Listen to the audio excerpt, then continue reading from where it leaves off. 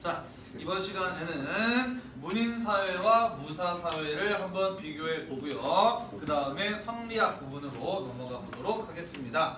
자, 우리는 송과 고려에서부터 시작되었던 문인지배사회에 대해서 쭉 한번 살펴보았고, 그 다음에 일본의 무사사회에 대해서 이야기를 해봤어요. 그죠? 어떤 성격의 지배층이 지배하였느냐에 따라서 그 사회의 성격도 많이 달라졌겠죠. 그죠? 자, 먼저 문인 관료제 사회부터 먼저 한번 살펴보도록 합시다. 송과 명 그리고 고려와 조선 같은 나라가 이에 해당하는데요. 자, 문인 관료라고 하는 지배층이 등장하는 데 있어서 가장 중요한 역할을 제도는 바로 무엇이냐면, 그렇죠, 밑줄 칩시다. 과거제예요. 그죠? 그 사람의 유교적 교養과 지식을 평가해서 인재를 선발하는 제도인 과거제를 통해서 문인 관료가 형성되었죠. 그죠? 자, 그래서 과거제도는 문인 관료 사회에서 출세의 지름길이며 신분 상승의 사다리입니다. 그죠? 자, 그렇기 때문에 많은 사람들이 과거에 열심히 공부를 해서 응시를 했을 거야. 그지? 그러므로 과거에서 시험 보는 것과 관련되어 있는 학문들을 사람들이 열심히 연구를 했을 것이고, 그 학문의 발전이 이루어질 수 있었겠죠. 그죠? 자, 과거에서는 어떤 과목들의 시험을 받느냐? 일단은 유교 당연히 들어가겠죠. 그죠? 글 쓰는 시험이니까 문학 당연히 들어가겠지. 그지? 그리고 과거 시험 문제는 이런 식으로 많이 나와요. 옛날에 이런 일이 있었는데 너라면은 이때 어떻게 했을 것 같느냐? 라는 식으로 문제가 나오기도 합니다. 그래서 역사학 같은 이러한 학문들이 과거제의 발달과 함께 발달을 하였다라는 것이고요. 사람들이 공부를 많이 하기 때문에 책도 많이 필요로 했겠지. 그지? 그래서 서적 간행이 활발하게 이루어지게 된 것, 이런 것도 과거제의 시행에 영향을 받은 것이다 라고 볼 수가 있다는 것이죠. 자, 그 다음 과거 제도가 시행된 사회는요, 밑줄칩시다. 계층 이동이 비교적 활발하였다라는 것이에요. 자, 과거를 통해서 신분 상승하기 쉬울까 어려울까? 어렵겠지. 그지? 과거 무지무지하게 어려운 시험이에요. 그죠? 경쟁률이 1000대1, 2000대1 되는데, 그지? 과거를 통해서 신분 상승하기란 사실 거의 불가능에 가깝다고 봐야죠. 그죠? 자, 그런데 여기서 우리는 비교적이라고 하는 단서가 들어갔어. 그지? 뭐에 비해서? 과거 제도가 시행된 사회는 과거 제도가 시행되지 않은 어떤 사회에 비해서? 무사 사회에 비해서. 그지? 무인 지배 사회에 비해서는 그래도 비교적 쉽다라고 볼 수 있어. 그지? 왜? 무사 지배 사회는 어차피 모든 신분이 다 뭐 되느냐?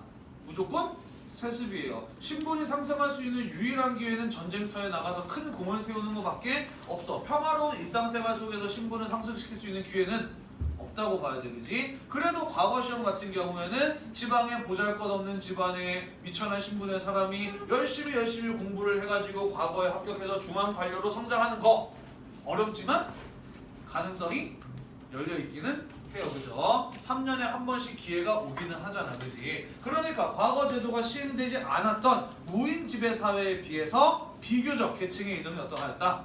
활발하였다라고 볼 수가 있는 거예요. 그죠?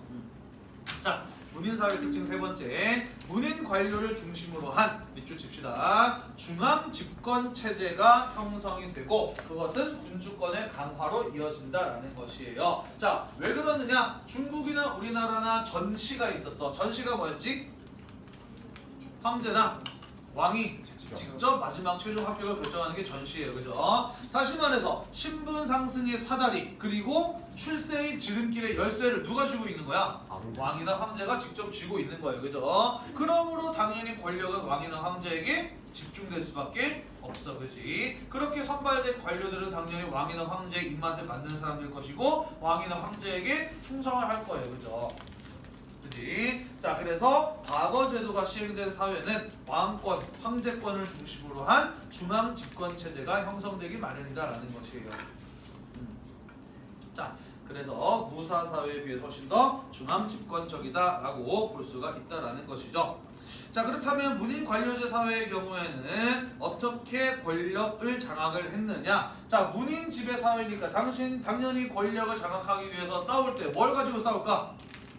문인 관료 사회니까 싸울 때 뭘로 싸우겠니? 권력 다툼을 말로 또는 글로. 그죠? 말과 글의 논리로 싸우게 되겠지. 그지? 그래서 논리적으로 자신의 주장을 해치는 사람이 말싸움, 글싸움에서 이겨서 권력을 잡게 되겠죠. 그죠? 자, 우리나라 사극에서 제일 많이 볼 수 있는 장면, 우리나라 사극에서 갈등이 첨예하게 대립하는 장면 어떤 장면이지? 술 마실 때? 왕이 가운데 놓고 왼쪽과 오른쪽의 신하로 나뉘어가지고 그지? 네가 옳다 내가 옳다 이런 식으로 막 서로 막 헐뜯고 중간에 어떤 사람이 상소문을 가져와가지고 막 읽고 그러잖아. 그지? 왜 이런 장면이 나오겠어? 문인지배 사회이기 때문에 말과 글로 싸우는 장면이 나오는 것이고 이게 권력 다툼의 과정인 거예요. 그죠? 일본 사극 보면은 같은 갈등의 절정에 이르렀을 때 나타나는 장면은 뭘까? 암살. 암살? 칼. 그렇지. 칼싸움이에요. 그죠? 사무라이답게 허벌판에 그 킬빌 봤니? 영화? 그런 것처럼 그지? 무사들이 조용한 한적한 대나무 숲에서 둘이 만나가지고 조용히 칼을 뽑아들고서 한 칼에 팅 하고서 이제 싸우는 그런 장면이 일본 사극에서는 가장 대표적인 장면이라고 볼 수가 있죠. 자, 그러면은 뭘 가지고 논리를 따졌느냐? 당시 동아시아에서 가장 지배적인 사상이자 학문은 바로 뭐였어요? 성리학이었어. 그지? 거기 보면 뭐라고 써있냐면은 성리학적 명분론을 바탕으로 학문적 논쟁을 통해서 정권의 장악을 시도하였다라고 되어 있잖아요. 그죠? 어떤 사건이 있을 때 이 사건에 대해서 어떻게 하면 좋을까? 저마다 의견을 낼 때 어떻게 내느냐? 이 사건을 성리학적으로 보았을 때 어떻게 하는 것이 옳다라고 자신의 논리를 전개한다는 거야. 그래서 성리학적으로 자신의 논리를 완벽하게 입증하는 사람이 정권을 장악한다라는 것이죠. 왜? 문인지배 사회였기 때문에 그렇다라는 거야. 이해되지? 자, 그러면은 그와 비교했을 때 일본 무사지배 사회는 어떤 특징을 가지고 있었는지 살펴보도록 합시다. 자, 무사 사회는 우리 지난 시간에 배웠죠, 그죠? 토지에 대한 권리를 매개로 맺어진 봉건적 주종 관계다라고 이야기를 했어. 그지? 자, 봉건제의 경우에는 중앙 집권적인가요? 지방 분권적인가요? 봉건제는 지방 분권적이야. 그지? 우리 방금 배웠죠? 문인 관료 사회는 어떻다? 중앙 집권적이야. 그지? 그에 비해서 일본 사회는 지방 분권적인 모습을 보인다. 그러면서 지난 시간에 각 지역마다 개성이 상당히 강해졌다. 그래서 에키벤 같은 것, 에키벤 투어 같은 걸 한다고 이런 얘기 했잖아. 그지? 기억나죠? 그죠? 자, 그 다음 일본 사회는 무사 지배 사회이다 보니까 무사들에게 요구되는 도덕적인 덕목들, 윤리적인 덕목들 이러한 것들이 강조되는 사회였다라는 것이지. 자, 어떠한 무사를 훌륭한 무사로 칠까? 어떠한 무사를 훌륭한 무사로 칠까?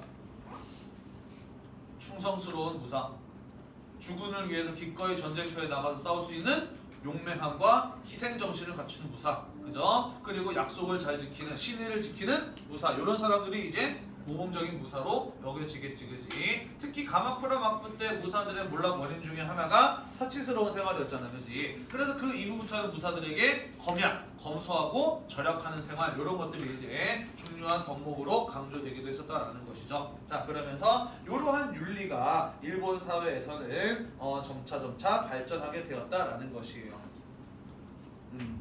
특히 무사의 희생을 상징하는 죽음의 형태가 있지. 할복 들어봤니? 뭐 하는 거지 할복? 그렇죠. 스스로 자기의 배를 째는 자살의 방법이 할복이라고 하는 것이지. 왜 할복을 하지? 그렇지. 무사들에게 있어서 가장 명예로운 죽음이에요. 왜 할복이 명예로운 죽음이냐? 어떨 때 할복을 하냐면 이럴 때 자기가 뭔가 잘못을 저질렀을 때 그 잘못에 대해서 책임을 지고 스스로가 목숨을 버리는 거예요. 자신에 대한 책임을 지는 거지. 보통은 이제 전쟁에서 진 무장이 할복을 하는 경우들이 있죠. 혹은 자신의 무사로서의 명예를 지키기 위해서 뭔가 자기가 되게 억울한 사건의 범인을 몰렸어. 나의 결백을 증명하기 위해서 스스로 할복을 하는 경우도 있죠. 아니면 내가 모시는 주군이 뭔가 잘못을 저질렀어. 그러면은 나의 주군의 죄를 내가 대신해서 받겠다라고 하면서 스스로 배를 강하는 경우도 있죠. 그래서 무사들이 어떤 희생, 충성 이런 것들을 상징하는 자살의 형태가 할복이라고 하는 거예요. 어떻게 하느냐? 찔러서 배를 가르는데 스스로 할복하기 전에 이제 목욕하고 깨끗하게 몸을 정갈이하고 하얀 옷을 입고 꿇어앉아요. 그 다음에 죽기 전에 시를 한 수 읊어. 하이쿠라 그래가지고 뭐 인생 참 좋았다 뭐 내지는 뭐 참 덧없는 인생이구나 뭐 이렇게 자기 인생을 추격할 수 있는 한마디의 시를 읽고 그 다음에 이제 우통을 벗고 찔러서 베는 거죠. 근데 이제 제일 이제 모범적인 방법으로는 할복을 하는 방법은 여기서 이렇게 옆으로 긋는 데서 끝나는 게 아니고 칼을 90도로 한 번 더 세워가지고 이렇게 당겨주는 거야. 그냥 배를 이렇게 90도로 째게 되면은 거기서 이제 내장이 짜르르 이렇게 쏟아져 나오는 거죠. 근데 사실 그렇게 해서 바로 죽질 않아. 배가 자르고 내장이 나온다고 사람이 그 자리에 바로 죽지가 않고 하지만 무지무지 고통스럽겠지, 그지? 그래서 할복을 할 때는 이렇게 해서 죽는다기보다는 그 뒤에서 할복을 할 때 기다리고 있어요. 칼을 들고. 할복을 끝내면 뭐 하려고? 뒤에서 목을 치려고 기다리고 있어. 보통 목을 쳐주는 사람은 자기가 가장 신뢰하는 사람, 나랑 가장 친한 베스트 프렌드 또는 내가 아는 사람 중에 제일 칼솜씨가 좋은 사람한테 이렇게 맡겨요. 그래서 딱딱 하면은 뒤에서 잘 가라 하고 탁 이렇게 내주는 게 이제 할복인 거죠. 그러니까 이제 이렇게 얘기하면 좀 징그러워 생각할 수도 있고 아니면 참 무사다운 죽음이다라고 생각할 수가 있는데 선생님 방금 이야기한 것처럼 멋있게 나는 내 죄를 대신해 죽는다라고 하면서 탁탁탁 한 다음에 뒤에서 탁 하는 게 흔치 않아요. 아무리 용맹한 무사라고 해도 죽음은 두렵기가 않아요, 그죠? 덜덜덜덜 떨면서 아무리 기다려도 배를 안 찌르는 경우도 있고 용기를 좀 찔러봤다 안다고 싶고 타겠어 말이고 경우들도 있었다고 해요. 그리고 딱 찔른 다음에 솔직히 여기까지 가기도 힘들대. 그리고 여기까지 가는 건 진짜 되게 보기 힘든 그런 경우라고 하더라고요. 또 뒤에서 목을 쳐주는 것도 마찬가지야. 우리가 영화에서 보면은 칼 들고 목을 탁 치면 갑자기 목이 팅 하고 날아가면서 마치 오이 잘리듯이 목이 툭 떨어지고 막 그러잖아, 그렇지? 얘도 감자탕을 먹어봐서 알겠지만은 목뼈나 등뼈가 그렇게 간단하게 잘리지 않아요, 그죠? 정확하게 강한 힘으로 뼈와 뼈 사이에 있는 연골을 딱 통과해야지 한 번에 탁 하고 잘린단 말이야. 되게 힘들어 이게 기술이. 만약에 연골을 지나지 못하고 뼈에 칼이 걸리면 어떻게 될까? 들어가다가 탁 하고 여기에 걸리는 거야. 걸리면 어떡하지 그러면? 반대쪽에 있어. 그럼 또 빼가지고 반대쪽에 또 잘라? 뭐 그러는 방법도 있어. 그렇지. 쓱싹쓱싹. 잘라요. 생각보다 할복이 이렇게 멋있는 죽음은 아니었던 거예요. 예전에 유튜브에서 알카에다 지금은 이제 미국에 의해서 파괴가 된 알카에다가 미국인 기자를 이제 인질로 잡은 다음에 미국에 대한 항전의 의지를 보여주겠다면서 유튜브에다가 공개 처형 영상을 올린 적이 있어. 어떻게 이제 차단이 되는지 어떻게 해가지고 봤는데 이만한 칼로 이렇게 팍 하고 쳐서 죽일 줄 알았더니 걔네도 그게 어려운가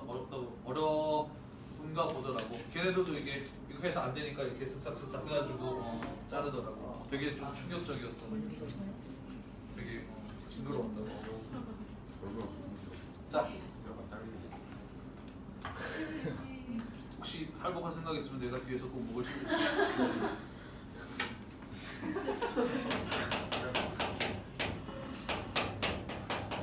자, 그 다음 빈칸에 들어갈 말은 쌍무적이에요. 죽음과 가시는 쌍무적 관계라는 것이죠. 자, 쌍무적이라고 하는 건 무슨 말이냐면은 쌍방에게 의무가 있다라는 거야. 무슨 소리냐면은 죽은 쇼군은 자신을 따르는 무사 가신에게 무엇 할 의무가 있을까? 토지를 주어서 그들이 먹고 살 수 있게 할 의무가 있어요, 그죠? 그렇기 때문에 가신과 무사는 쇼군에게 무엇을 하는 거야? 충성을 해야 되는 의무가 있는 거야, 그지? 바꿔 말하면 어느 한쪽이 의무를 다하지 않으면 상대방도 의무를 다하지 않아도 된다는 거야, 그지? 만약에 무사가 충성을 하지 않는다, 쇼군이 그 토지를 몰수해도 할 말이 없는 거예요, 그죠? 반대로 쇼군이 무사들을 충분히 먹고 살 수 있게 보장해주지 못한다, 무사들이 불만을 품고 반란을 일으켜도 막부 입장에서는 할 말이 없는 겁니다, 그죠? 가마쿠라 막부가 왜 무너졌어? 무사들이 가난해졌기 때문이잖아요, 그죠? 그래서 죽음과 가신의 관계는 쌍무적인 관계로 토지라고 하는 실질적인 이익이 전제되어야만 한다라는 것이죠. 자, 이것을 우리나라나 중국과는 개념이 좀 달라요, 그죠? 왕이나 황제에게 충성하는 이유가 있니? 이유 있어? 없어. 그냥 그 땅에서 태어나는 순간 황제의 백성이고 왕의 백성이라서 무조건 충성해야 되는 거예요, 그죠? 그에 비해서 무사사회는 쌍무적이었다. 서로에 대한 의무가 서로 지켜져야 된다라고 하는 그러한 특징을 보인다라는 것이죠. 자, 그 다음 밑주십시다. 무사 신분은 기본적으로 어떻게 된다? 세습이 되다. 일본은 과거제에 있었다 없었다? 없었다. 그러니까 과거제도가 시행된 문인사회에 비해서 신분 병정의 폭은 비교적 적었다. 사실상 거의 불가능에 가까웠다라고 볼 수가 있다라는 것이죠. 그죠? 자, 이렇게 해서 우리는 10세기 이후에 동아시아에 등장한 새로운 지배층들에 대해서 쭉 한번 살펴보았습니다. 자, 넘어갈게요. 23쪽으로. 자, 동아시아 사회의 최대 난관. 성리학이 나왔어요. 어려워요. 형이상학적이에요. 뭔가 뭔 소리인지 잘 못 알아들을 것 같아요. 사실 나도 내가 성리학에 대해서 완벽하게 이해하고 있다라고 자신 있게 말할 수가 없을 것 같아.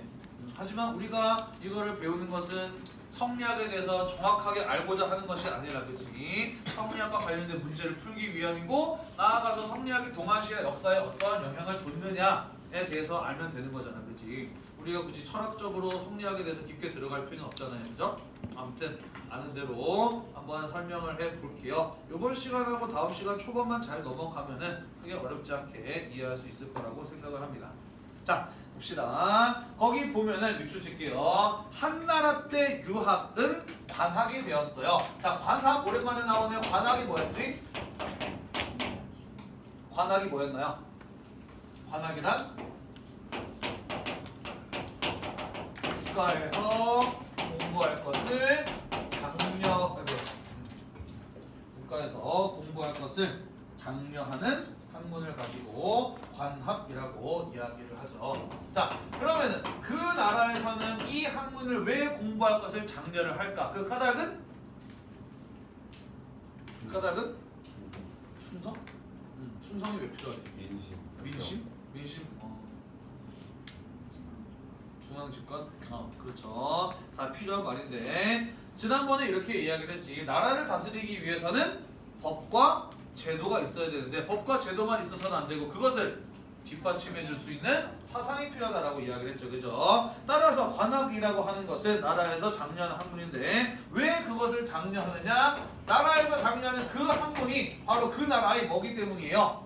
법과 제도를 뒷받침해주는 통치의 이념이자 통치의 이념이자 통치의 이념이자 사상이 되는 학문이기 때문에 그 학문을 공부할 것을 장려하는 거예요. 그죠? 다시 말해서 관학이라고 하는 것은 그 나라의 통치 이념이자 사상이 되는 학문이다라고 볼 수가 있는 것이에요. 그죠? 자, 유학이 한나라 때 어느 황제에 의해서 관학이 되었지?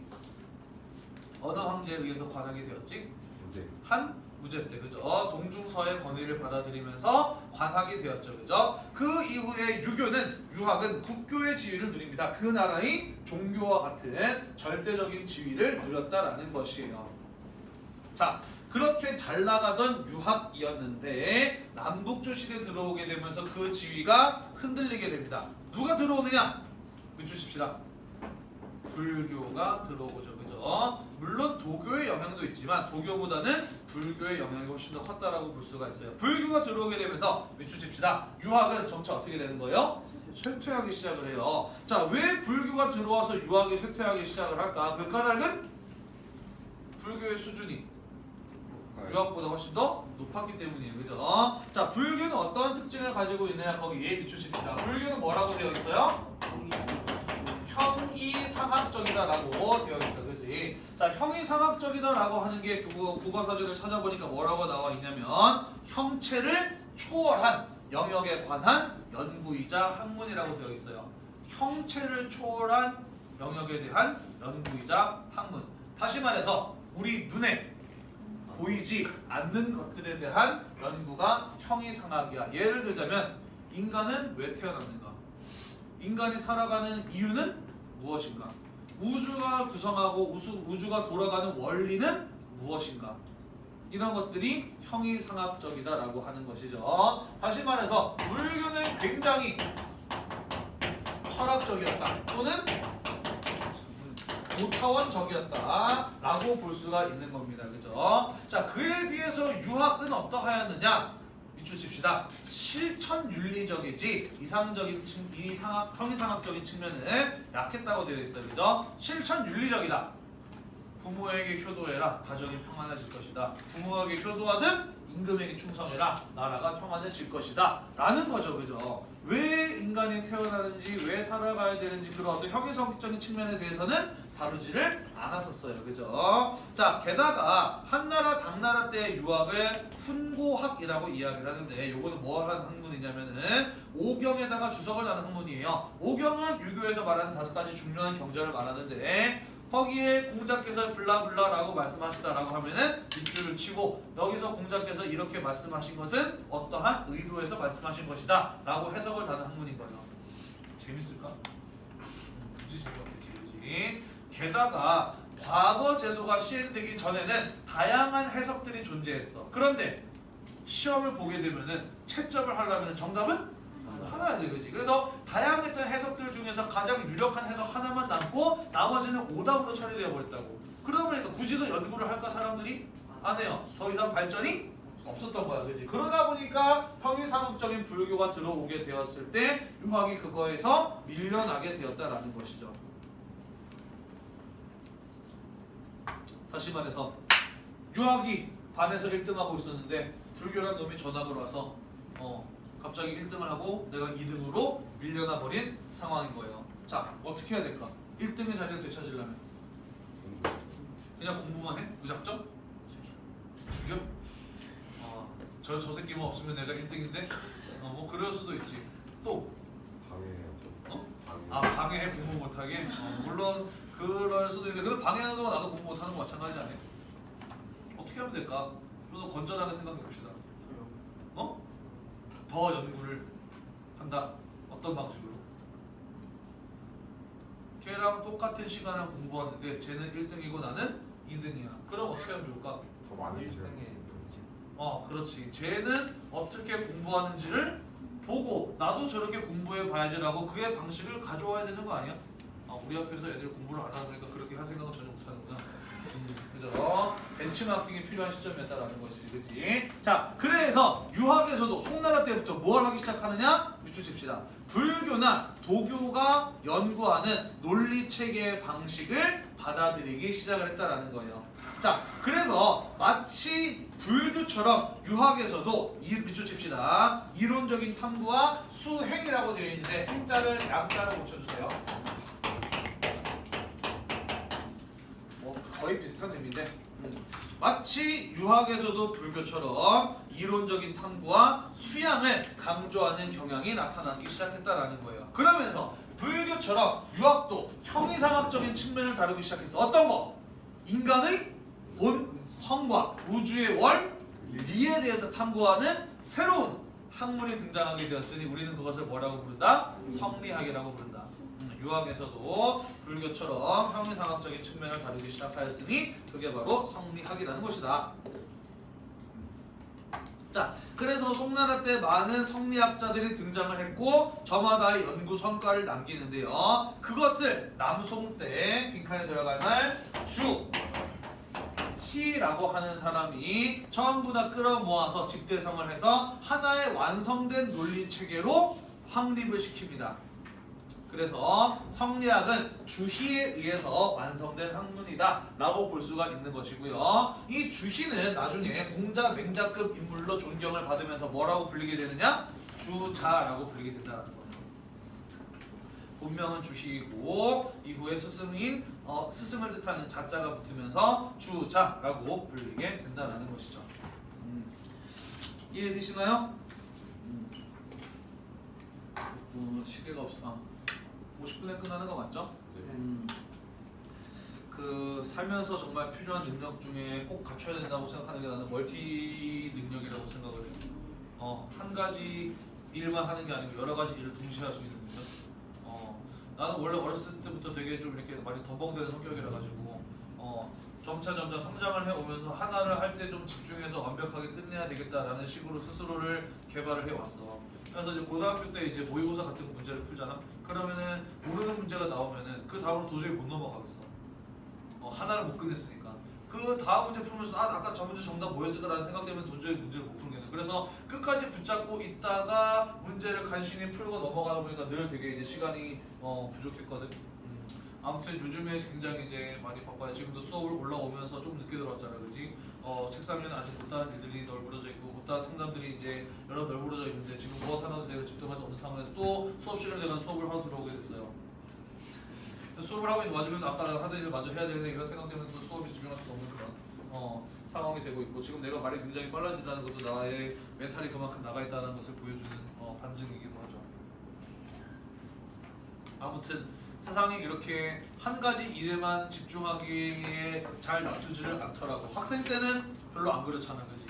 공부만 하면 된다고 얘기하면 너무 쉽게 얘기한다고 생각할지 모르겠지만 공부만 하면 되잖아, 그지? 근데 이제 직장을 갖게 되니까 여러 가지 일들을 동시에 해야 되고 게다가 직장에서 일뿐만 아니라 어제는 수업하다가 갑자기 큰딸한테 전화 와가지고 아빠는 아픈데 좀 하면 안 되라고 이렇게 또 물어보고 있고 가족의 일들도 함께 처리해야 되다 보니까 참 여러모로 살면서 꼭 필요한 능력이 여러 가지 일을 동시에 하면서 실수하지 않고 같이 할 수 있는 능력이라는 생각이 들더라고요.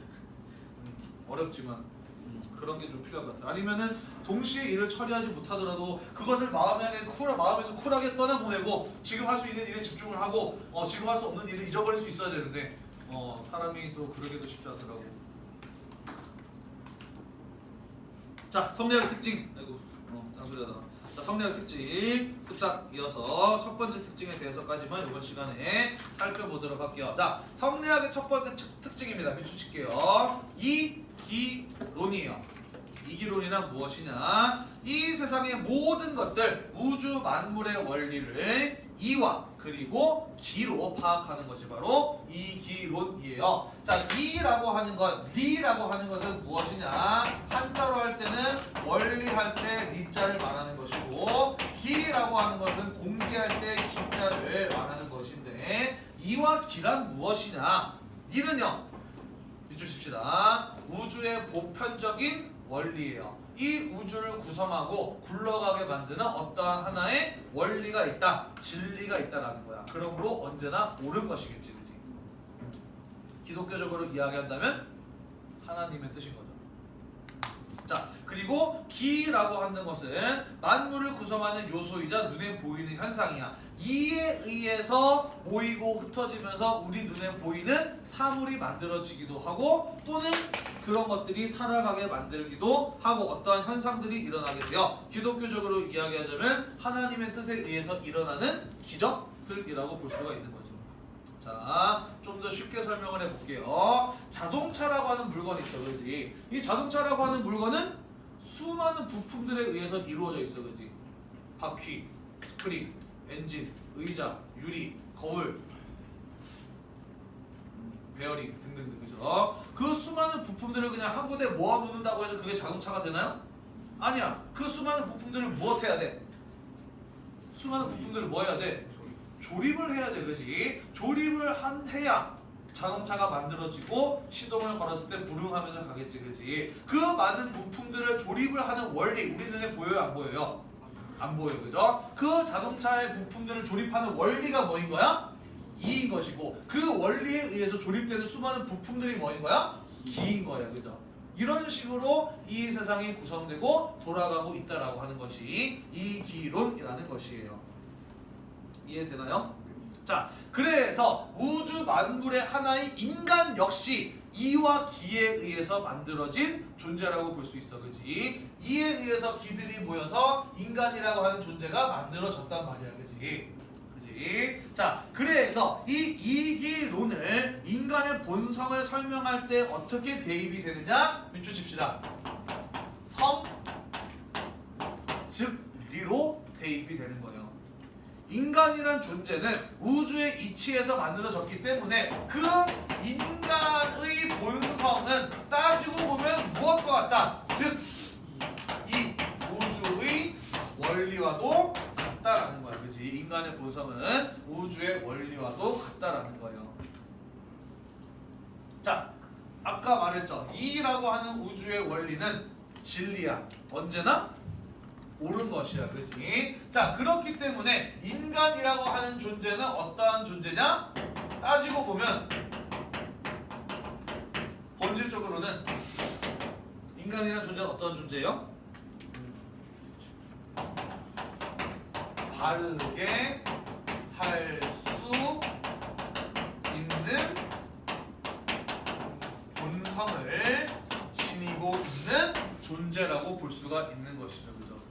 자, 인간인 바르게 살 수 있는 본성을 지니고 있는 존재다. 세 글자로 뭐라고 설명을 하지? 성선설이에요. 그죠? 자, 이게 중요한 거지.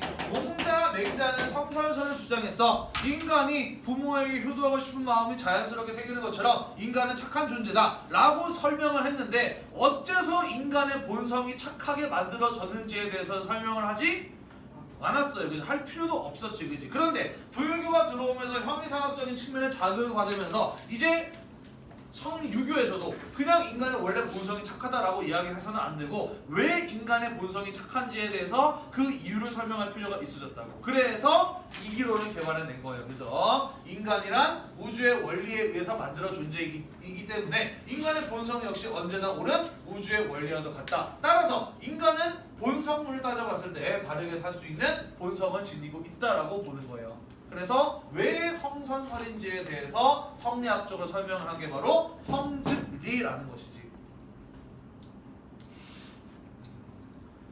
네. 이해가 좀 되나요? 안 되니?